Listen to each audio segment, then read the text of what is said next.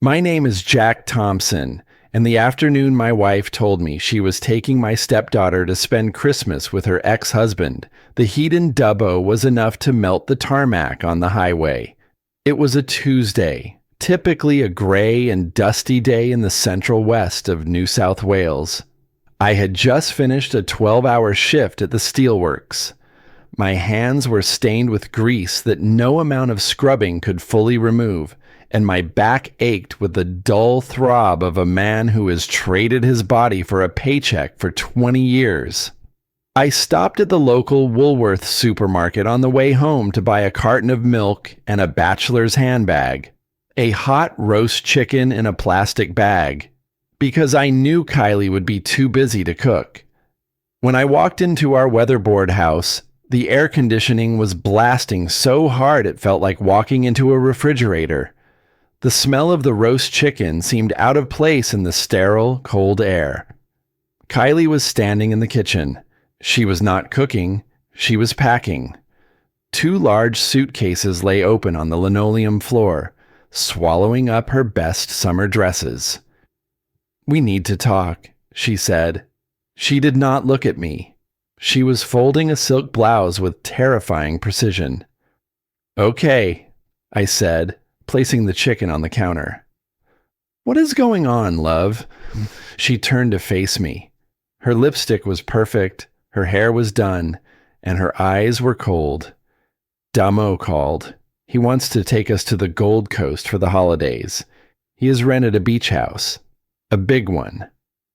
Damo, Damien, her ex-husband, the man who missed every birthday, every school concert, and every doctor's appointment for the last 7 years. "And you are going?" I asked, my voice steady, though my stomach began to knot. "We are going," she corrected, but her tone made it clear I was not included in that plural pronoun. "Lily. Matilda needs her real father, Jack. She needs that bond. Damo has come into some inheritance money. He wants to make up for lost time." "I thought I was the one making up for lost time," I said quietly. "I am the one who taught her to ride a bicycle. I am the one who sits up with her when she has a fever." Kylie sighed, a sound of immense impatience. "You are a stepfather, Jack. Do not make this about you. You are a good man, but you are simple.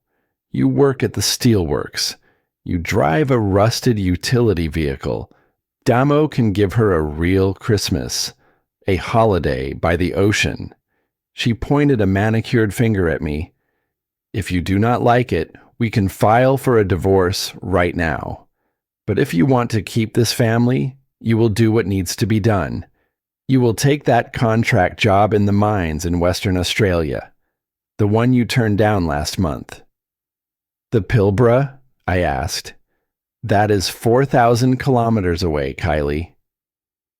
"The money is good," she said, closing the suitcase with a sharp zip. "You go there. You work. You send the checks home. Prove you can provide for us. And maybe when we get back from the Gold Coast, we can talk about the future." I did not argue. I have never been a man of many words. I looked at the woman I had loved for years, and I realized she looked at me not as a husband, but as an obstacle. I walked past her, down the hallway to the small bedroom at the back of the house. Matilda was sitting on her bed. She was 10 years old, with messy hair and knees that were always scraped from climbing trees. She was holding a small wooden wombat I had carved for her. One of its legs had snapped off.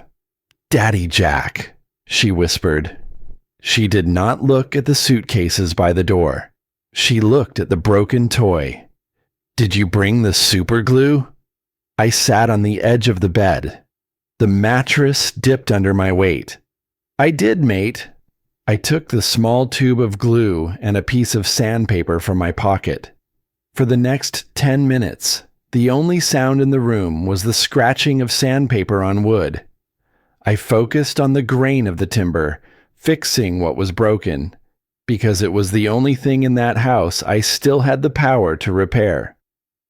Mum says we are going to see Damo, Matilda said, her voice small. She says it will be fun. The beach is always fun, I said, forcing a smile that did not reach my eyes. You will see the ocean. I don't want to go, she said. She looked up at me, and her eyes were filled with tears. I want to stay here and watch the cricket with you. My heart broke then. It didn't shatter like glass. It split like an old gum tree under the weight of a storm. I have to go away for work, Tilly, I told her. To the mines, to the red dirt. But I need you to do a job for me. I handed her the repaired wombat. The glue was still drying. You keep this little fellow safe, I said. His leg is strong now, but he needs looking after. You hold on to him, and I promise I will come back to check on him. Promise, she asked. Cross my heart, I said. I did not sleep that night. I packed my swag and my toolbox into the back of my Toyota utility vehicle. I did not say goodbye to Kylie. There was nothing left to say to a woman who had already checked out.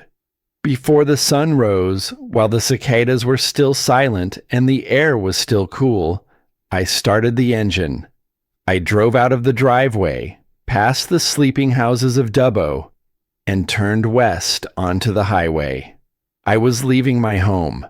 I was leaving my daughter. But as the wheels hummed against the asphalt, I told myself I was doing it to save them. I did not know yet that I was driving away from a lie and straight into a war. The Pilbara region of Western Australia is a place where the earth bleeds rust. The ground is a deep, ancient red, and the sky is a blue so hard it hurts the eyes. I had driven for 3 days to get there, sleeping in the cabin of my utility vehicle, fueled by lukewarm coffee and the desperate hope that I was doing the right thing. The mining camp was a grid of white shipping containers converted into small living quarters, known locally as dongas. My room was small. It contained a single bed, a narrow wardrobe, and a window that looked out onto a landscape that resembled Mars more than Earth. I threw myself into the work. I was a heavy diesel mechanic, fixing the massive dump trucks that hauled iron ore from the pit. These machines were the size of houses, and the engines roared like angry beasts. It was dangerous, exhausting work. The temperature inside the workshop often exceeded 45 degrees Celsius. Sweat did not just drip. It ran in rivers down my back, soaking into my boots. You work like a man possessed, Jack, my supervisor, a wiry man named Bluey, said to me one afternoon. I have a mortgage to pay, Bluey, I replied, wiping grease from my hands with a rag. And a little girl who likes expensive holidays. Bluey nodded. We all have our reasons for being out here in the dust. Every night, after scrubbing the red dirt from my skin, I sat on the edge of my bed and checked my phone. I sent messages to Kylie. I have arrived safely. The work is hard, but the pay is good. Give Matilda a kiss for me. There was no reply. I sent messages to Matilda. Hey mate, I saw a lizard today as big as a cat. I bet you were having fun at the beach. Send me a photo of the ocean. The messages were marked as delivered, but they remained unanswered. The silence from the other side of the country was louder than the roar of the mining trucks. 1 week turned into 2. The isolation began to weigh on me. In the mess hall, surrounded by hundreds of men eating steak and potatoes, I felt completely alone. It was a Tuesday evening when the truth finally found me. I was sitting with a younger colleague named Hero, a quiet technician who spent most of his time on his smartphone. Jack, Hero said hesitantly. He pushed his phone across the sticky table toward me. Is this your wife? I looked at the screen. It was the Facebook application. There was a photograph posted by a neighbor back in Dubbo. The caption read, "Lovely seeing the happy family enjoying the coast." I stared at the image until my vision blurred. In the foreground stood Kylie.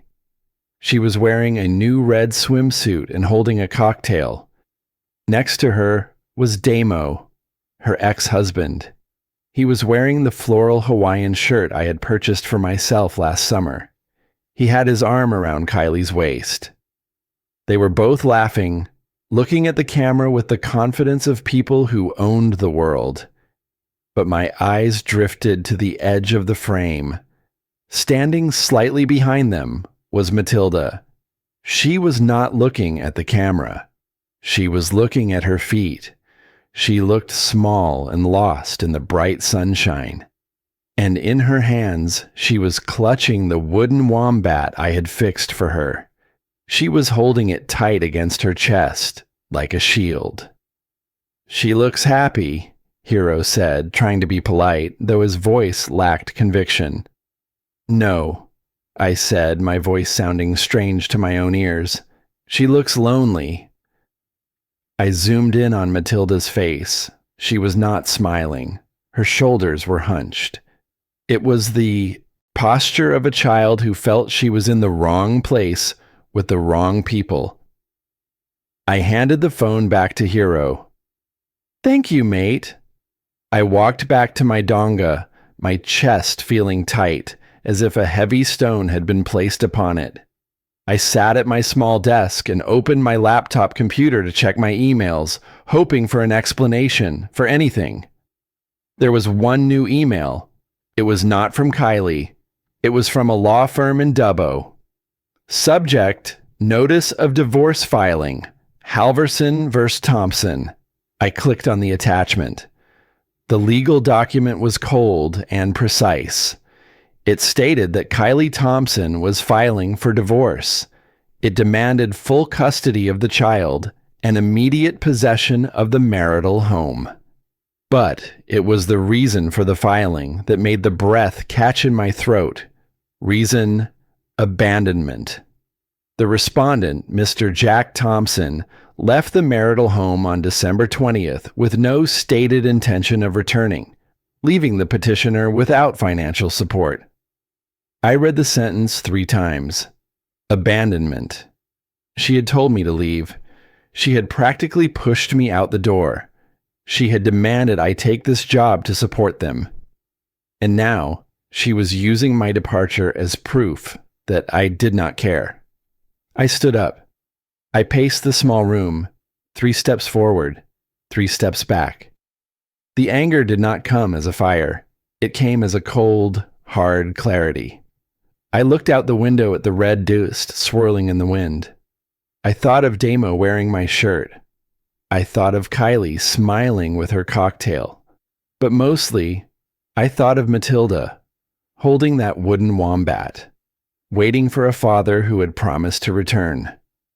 She had trapped me. She thought that because I was thousands of kilometers away, buried in the middle of nowhere, I would simply accept my fate. She thought I was just a simple mechanic who would fade away into the background. She was wrong. I reached for my bag. I did not care about the contract. I did not care about the money. "I am coming, Tilly," I whispered to the empty room. I was not going to be the man who abandoned his family. I was going to be the man who fought for the truth. I did not resign. I simply walked into the site office, placed my helmet on the desk, and told the foreman I had family business to attend to. I drove out of the Pilbara with the red dust still coating the windscreen of my utility vehicle.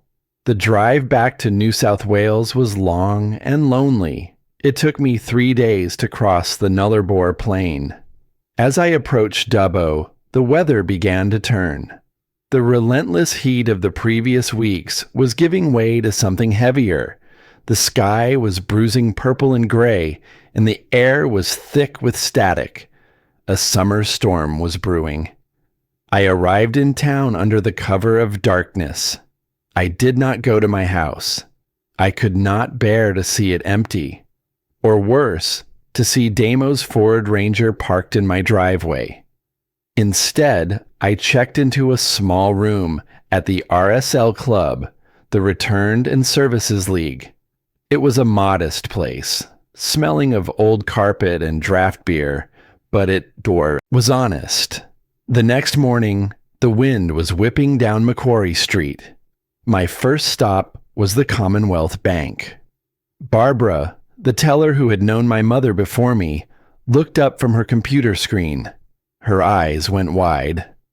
"Jack Thompson," she whispered, leaning over the counter. "I thought you had moved overseas permanently, or at least to the other side of the country." "Not permanently, Barb," I said. "Just for work." She lowered her voice further, glancing around to ensure no one was listening. "Your wife came in here last week. She tried to withdraw the entire balance of your joint savings account. The term deposit, the emergency fund, everything." My hands gripped the edge of the counter. "Did she?" "She made quite a scene when I told her she could not access the term deposit without your signature," Barbara continued. "She told the manager that you had abandoned the family and she needed the funds for urgent expenses. We had to ask her to leave."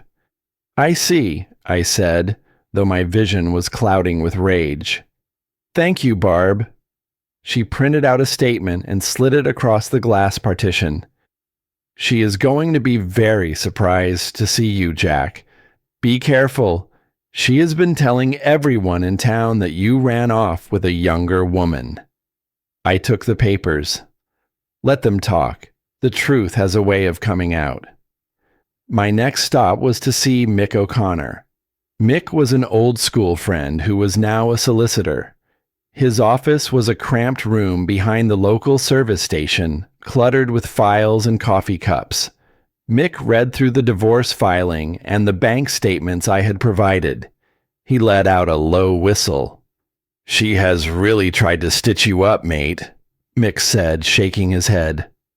"Filing for abandonment 3 days after you left, blocking your contact, trying to liquidate assets. The judge is not going to look kindly on any of this." "What do I do, Mick?" I asked. "We file a response," he said, opening his laptop. "And we show up to the hearing on Thursday. Her lawyer will expect you to be absent. That is your advantage. Element of surprise." "Will it be enough to get Matilda back?" Mick looked me in the eye. "If we can prove she has been lying, yes. But we need to stay calm. Do not confront her. Let the court handle it." That was the hardest part. Staying away. That afternoon, I drove past my house. The driveway was empty. They were still at the Gold Coast, or perhaps on their way back. The lawn was overgrown, the grass turning yellow in the heat. I parked the car down the street and walked up to the front door. I still had my key. My hand trembled as I unlocked it. Inside, the house felt stale. It was silent in a way that made my skin crawl. I walked into the kitchen. The milk I had bought the night I left was still in the fridge, sour and curdled. I went into Matilda's room. Her bed was unmade. Her school books were scattered on the desk. I saw a sketchbook lying open on the floor. Matilda loved to draw. I picked it up. The drawing on the open page was done in crayon. It depicted a large kangaroo standing next to a small wombat. The kangaroo was holding an umbrella over the wombat, shielding it from black, jagged lines of rain. Underneath, in her blocky 10-year-old handwriting, she had written, "Where is Dad?" She did not mean Damo. Damo was never the kangaroo. I tore the page out carefully and folded it into my pocket. This was more valuable than any bank statement. As I walked back to my car, my phone buzzed in my pocket. It was a text message from a number I did not recognize. I opened it.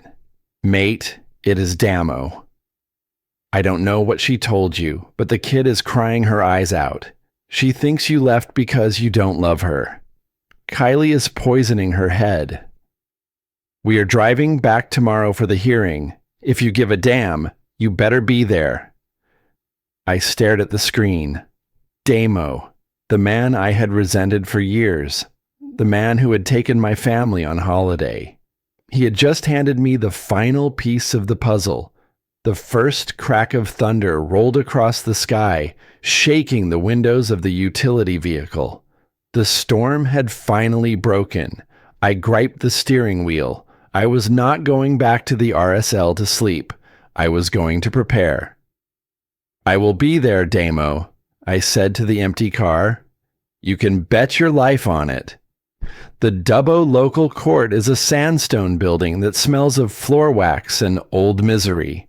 Outside, the storm had passed, leaving the gutters overflowing with muddy water, but inside, the air was dry and suffocating. I sat next to Mick O'Connor on the hard wooden bench. My hands were resting on the table, clasped together to stop them from shaking. In my pocket, I could feel the folded edge of Matilda's drawing. It burned against my leg like a brand. The doors opened and Kylie walked in. She was wearing a navy blue dress that looked modest and expensive, the kind of outfit worn by a grieving widow or a devoted mother. She did not look like a woman who had just returned from a holiday on the Gold Coast. When she saw me, she faltered. Her heels clicked to a stop on the parquet floor. For a second, the mask slipped. I saw panic in her eyes, raw and ugly. She looked at her lawyer, Mr. Sterling, a man in a shiny gray suit who looked like he charged by the minute.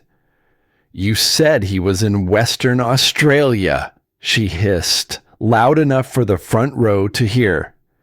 Sit down, Kylie, Mr. Sterling whispered, guiding her to the table opposite us. The judge entered. She was a stern woman with steel gray hair and reading glasses perched on the end of her nose. She looked like a woman who had heard every lie in the book and had no patience for any of them. Matter number 405, the clerk announced. Thompson versus Thompson. Applications for divorce and interim custody. Mr. Sterling stood up, buttoning his jacket. Your Honor, this is a clear case of abandonment. The respondent, Mr. Thompson, fled the marital home on the 20th of December. He left my client with no financial support and no explanation. He chose a bachelor's life in the mines over his responsibilities. Kylie dabbed at her dry eyes with a tissue. It was a good performance. The judge looked at me. Mr. Thompson, you are present. That is unexpected. I stood up. My legs felt heavy, like I was wearing lead boots. I am here, Your Honor. Your client denies the allegations? The judge asked Mick. We do, Your Honor, Mick said, standing. My client did not abandon his family. He was coerced into taking a high-risk job to fund the lifestyle of the petitioner, and we have evidence of financial misconduct by Mrs. Thompson. Mick handed a folder to the clerk. These are bank records showing Mrs. Thompson attempting to liquidate the family's life savings 3 days after my client departed. These are printouts of messages sent by my client to his daughter, which were blocked by the petitioner. Kylie's face turned a shade of pale pink. That is a lie, she shouted. He is twisting everything. Mrs. Thompson, be silent, the judge snapped. She opened the folder and began to read. The room was silent, save for the ticking of the clock on the wall. After a long minute, the judge looked up. Her eyes were hard. Mr. Thompson, would you like to speak? I took a deep breath. I looked at Kylie, who was glaring at me with pure hatred. Then I looked at the back of the room.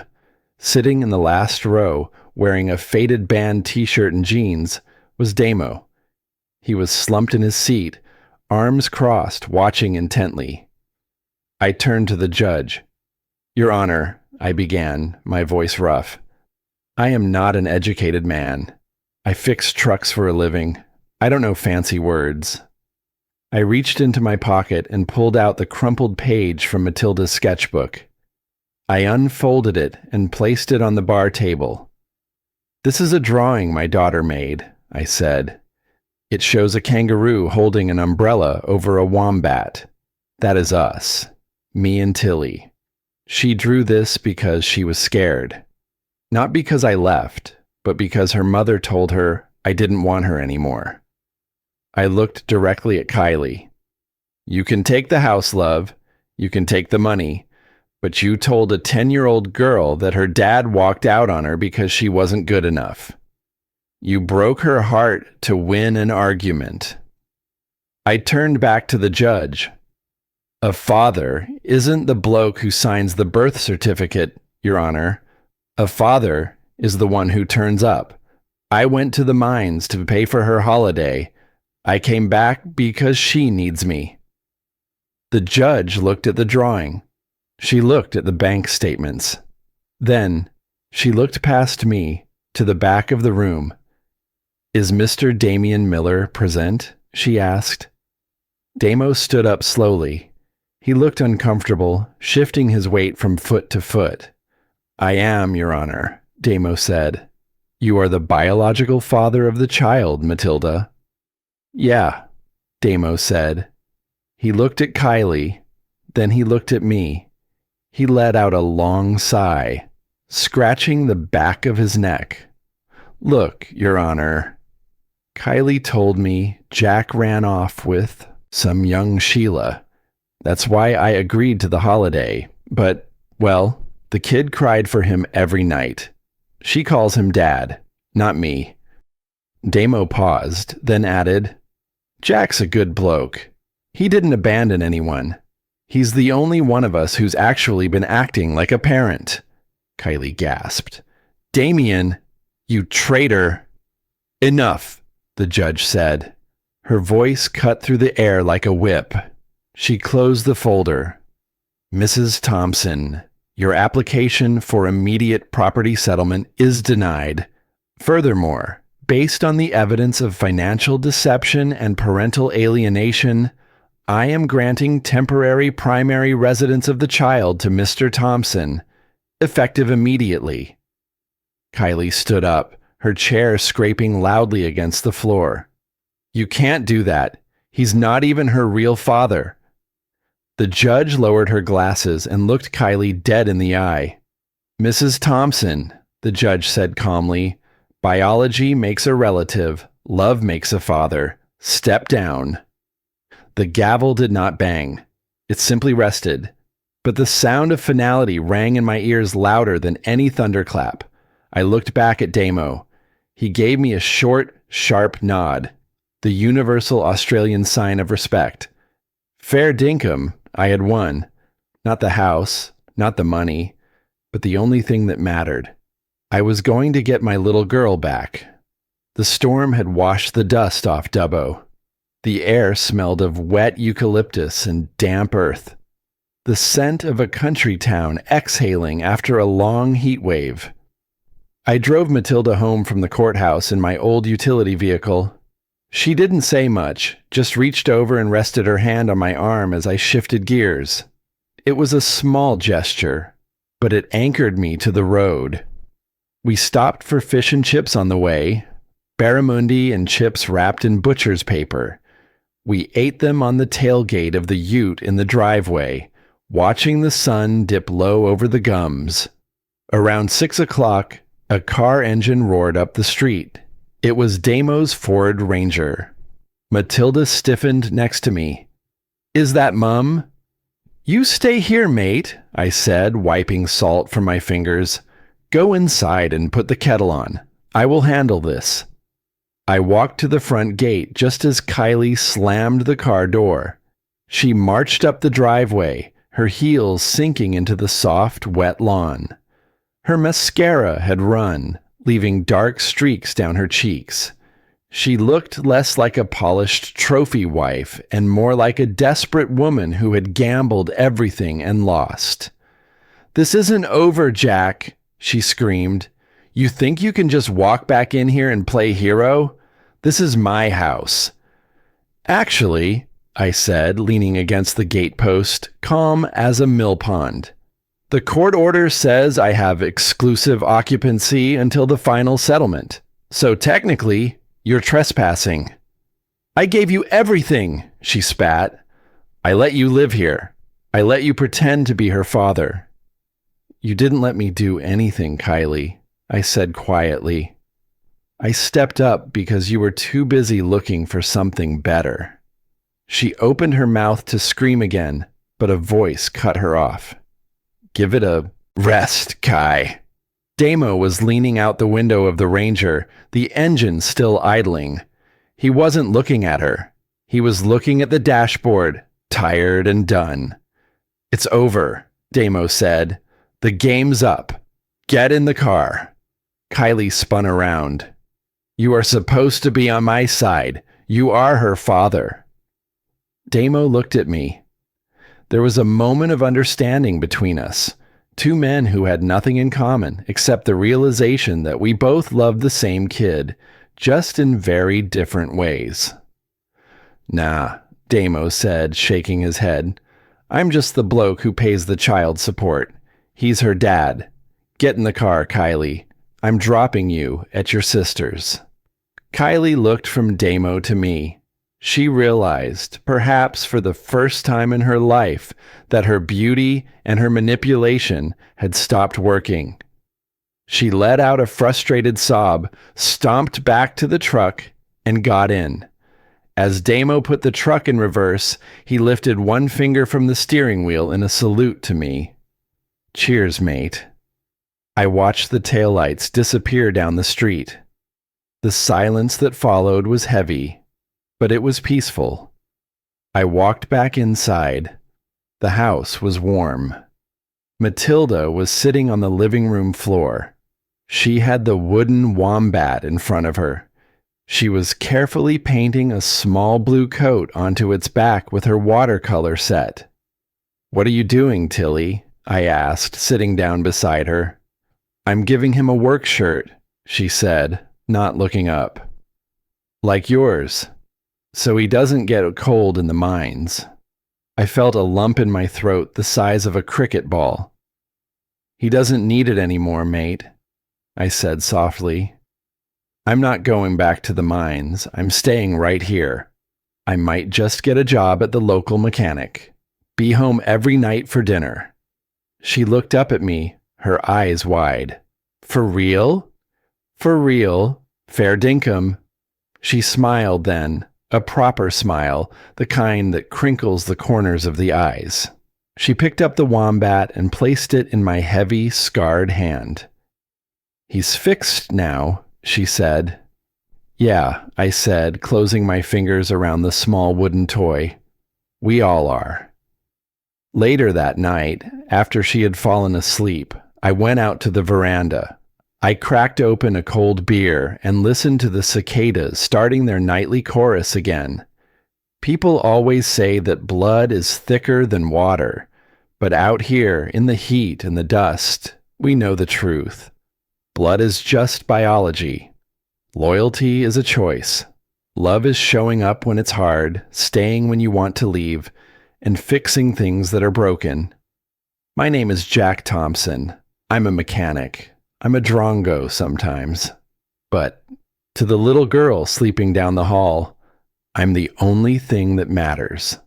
I'm Dad. The end.